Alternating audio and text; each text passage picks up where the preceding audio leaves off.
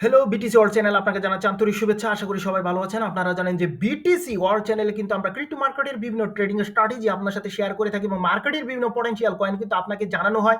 Fundamental analysis, technical analysis, বিভিন্ন গুরুত্বপূর্ণ news বা ইভেন্ট যেমন ওয়ান বিগ বিউটিফুল বিল, জিনিয়াসের, ক্লারিটেক, এনটিসি, বিটিসি, সার্ভেলেন্স, টেটেক, টেরিফের খবর, যুদ্ধ পরিস্থিতি, red card, upcoming ETF token বা সব বিভিন্ন গুরুত্বপূর্ণ নিউজ বহু পূর্বে আপনাদের সাথে কিন্তু শেয়ার করে থাকি, যেগুলো ব্যবহার করে আপনি কিন্তু ক্রিপ্টো মার্কেট থেকে ভালো পরিমাণ আর্নিং করতে পারেন। তো আজকে অবশ্যই ক্রিপ্টো মার্কেটের বর্তমান পরিস্থিতি নিয়ে সামান্য একটু আলোচনা করব। তারপর কিন্তু আমরা আমাদের মেইন টপিকস অর্থাৎ মানি প্রিন্টিং নিয়ে আলোচনা করব এবং এই মানি প্রিন্টিং 2025 সালে হওয়ার সম্ভাবনা কতটুকু এবং মানি প্রিন্টিং হলে ওয়ার্ল্ড কয়েন সিজনে কতটা প্রভাবিত করতে পারে, এই সকল বিভিন্ন বিষয় নিয়ে কিন্তু আজকে আমরা আলোচনা করব। তো প্রথমে ক্রিপ্টো মার্কেটের যে বর্তমান পরিস্থিতি সে বিষয় নিয়ে সামান্য একটু আলোচনা করা যাক। তো আপনারা জানেন যে 4-5 সেপ্টেম্বর এবং 10 এবং 11 সেপ্টেম্বরে যে সকল নিউজ ইভেন্ট ছিল সেগুলো বলতে পারেন যে ক্রিপ্টো পজিটিভ ছিল এবং এর জন্য অনেকেই কিন্তু মনে করছে যে 25 বেসিস পয়েন্টের পরিবর্তে কিন্তু 50 বা 75 বেসিস পয়েন্টের কিন্তু রেট কাট হতে পারে এবং এই জায়গায় কিন্তু এ থেকে কিন্তু ওয়ার্ল্ড কয়েন সিজন কিন্তু শুরু হতে পারে। তো এখানে অবশ্য আরেকটি কথা আপনাদেরকে জানানো দরকার যে গোল্ডম্যান সাক্স কিন্তু এখানে জানিয়েছে যে 25 বেসিসে রেট কাট হওয়ার সম্ভাবনাই কিন্তু সবচেয়ে বেশি এবং পলি মার্কেট অনুসারে কিন্তু সে একই তথ্য পাওয়া যাচ্ছে, অর্থাৎ 25 বেসিস পয়েন্টের রেট কাট হবে। এবং আপনারা জানেন যে ক্রিস্টোফার ওয়েলার কিন্তু 25 বেসিস পয়েন্টের রেট কাট হওয়ার কথা বলেছেন, যদিও কিন্তু জেরমি পায়েল 22 অগাস্টে জ্যাকসন হলে কিন্তু বলেছিলেন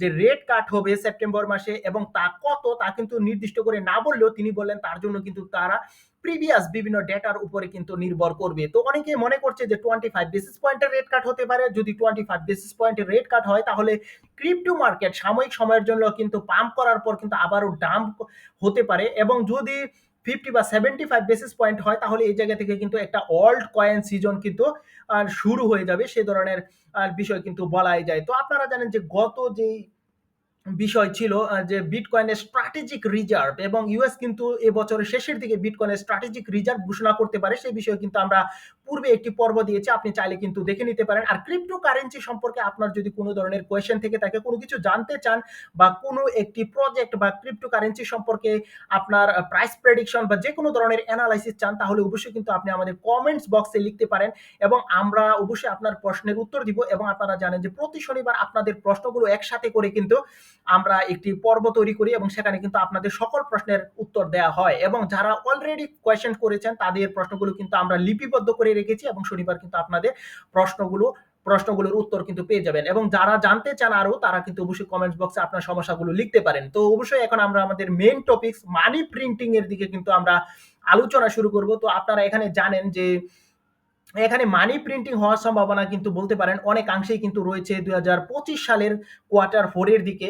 তো এখানে অবশ্যই একটি কথা উল্লেখ করতে হয়, আপনারা জানেন যে 4 জুলাই 2025 সালে কিন্তু Donald Trump one big beautiful বিল কিন্তু এখানে সাইন করেছে, ফলে এটা কিন্তু এখানে একটি আইনে পরিণত হয়েছে এবং এই সাইনের ফলে কিন্তু আমরা জানি 2.8 থেকে 3.2 ট্রিলিয়ন মানি কিন্তু মার্কেটের মধ্যে আসবে এবং যার একটি বিশাল পরিমাণ বলতে পারেন যে ক্রিপ্টো সেক্টরের মধ্যে কিন্তু আসবে। এবং একটি বিষয় আপনাদের জানানো দরকার, তা হচ্ছে আপনারা জানেন 2020 সালে বিটিসি হাবিং এর পর ক্রিপ্টো কারেন্সির মধ্যে কিন্তু বড় ধরনের একটা প্রফিট কিন্তু আমরা অনেকেই করেছি এবং এর পেছনে অন্যতম যে প্রধান কারণ সেটি ছিল কিন্তু মানি প্রিন্টিং, অর্থাৎ মানি প্রিন্টিং এর ফলেই কিন্তু বড় ধরনের একটা পাম্প কিন্তু ক্রিপ্টো মার্কেটের মধ্যে আমরা দেখেছিলাম এবং অন্যান্য অল্টস কয়েনও কিন্তু বড় ধরনের পাম্প কিন্তু দেখেছি। এবং আপনারা জানেন যে সুলানা কিন্তু মাত্র 50 সেন্ট থেকে কিন্তু $264 কিন্তু টাচ করে এবং সেই সময় কিন্তু 4.6 ট্রিলিয়নের উপরে কিন্তু মানি প্রিন্টিং করা হয়। বলতে পারেন যে 2 শতকের 2 সেঞ্চুরির ভিতরে কিন্তু এত বড় ধরনের কিন্তু মানি প্রিন্টিং ইউএস কিন্তু কখনো করেনি।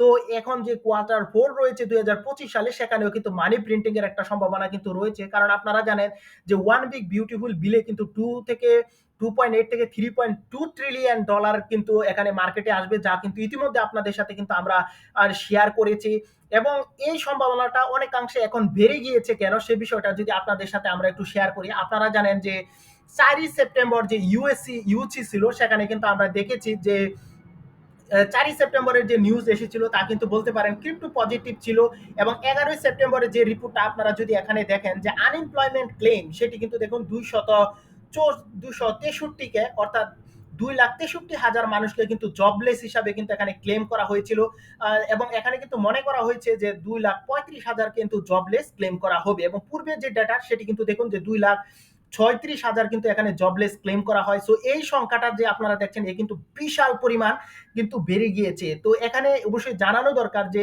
যখন এই ধরনের আনএমপ্লয়মেন্ট ক্লেম বড় ধরনের হয়ে যায় তখনই কিন্তু বলতে পারেন যে ইউএস এর বিশেষ করে ফেডারেল রিজার্ভ সিস্টেম কিন্তু এখানে রেট কাট করার কথা চিন্তা করে এবং তার পাশাপাশি কিন্তু এখানে মানি প্রিন্টিং অর্থাৎ কোয়ান্টিটিভ ইজিং বিষয়টা কিন্তু এসে পড়ে। সো বুঝতেই পারছেন।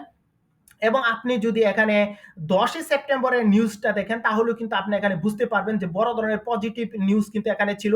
যদি পিপিআই রিপোর্টটার দিকে একটু খেয়াল করেন তাহলে আপনি দেখবেন যে মাইনাস 0.1% এসেছে এবং আসার কথা কিন্তু ছিল 0.3%। বলতে পারেন এটি অবশ্যই ক্রিপ্টোর জন্য খুবই পজিটিভ একটা নিউজ। এবং আমরা দেখেছি 4 এবং 5 সেপ্টেম্বরে কিন্তু সেম একই ধরনের বলতে পারেন যে ডলারের জন্য নেগেটিভ নিউজ কিন্তু এসেছে এবং ক্রিপ্টোর জন্য কিন্তু খুব বড় ধরনের একটা পজিটিভ নিউজ। এই জন্য কিন্তু অনেকে মনে করে যে মানি প্রিন্টিং এই বিষয়টা কিন্তু কোয়ার্টার ফোরের দিকে কিন্তু স্টার্ট হওয়ার সম্ভাবনা কিন্তু এখানে রয়েছে। তো অবশ্যই এখানে আপনাদের এই কথাটিও জানানো দরকার যে জেরুমি পায়েল যিনি হচ্ছে ফেডারেল রিজার্ভ সিস্টেমের চেয়ারম্যান তিনি কিন্তু জানিয়েছেন যে ইনফ্লেশন আর যাতে না বাড়ে সেদিকে কিন্তু কড়া নজর রাখা হবে। এবং আমরা দেখেছি যে ক্রিস্টোফার হোয়েলার যিনি কিন্তু বলেছিলেন যে রেট কাট হবে তবে তা কিন্তু ছোট ছোট আকারে অর্থাৎ এই জন্য তারা কিন্তু 3 to 6 মান্থ পর্যন্ত সময় কিন্তু নিতে চান।